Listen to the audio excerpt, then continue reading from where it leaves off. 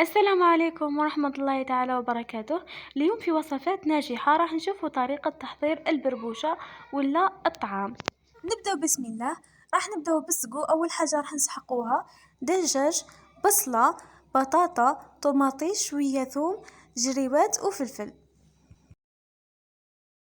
وبعد ما سكرفشناهم في برمة راح نحطوا شوية زيت ومعها شوية ماء باه نخليهم يتقلاو وما يتحرقوناش.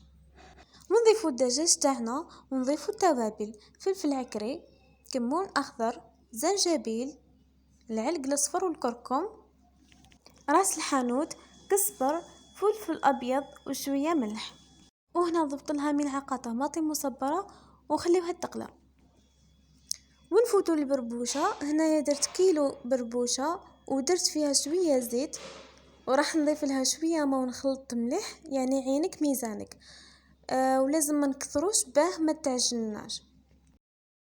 نخلطوها مليح كيما راكم تشوفوا ونخليوها ترتاح باه تشرب لنا الماء تاعها. وهنايا بعد ما ريحت وشربت الماء تاعها راح نضيفوا لها شويه ملح ونضيفوا لها الماء للمره الثانيه ونخلطوها مليح. ونروحوا البرمه تاعنا بعد ما تقلونا مليح راح نمرقوا بالماء الدافئ. نجيبوا الكسكاس تاعنا ونحطوا فيه البربوشه ونخليوها تفور. لهنا بعد ما فورت راح نحطوها في قصعه ونحلوها ونرشوها شويه بماء بارد ونخليوها تريح.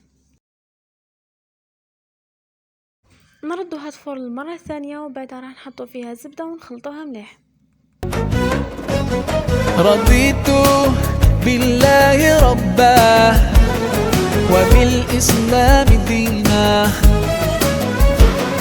رضيت بالله ربا وبالإسلام دينا وبمحمد صلى الله عليه وسلم سلم نبيا ورسولا.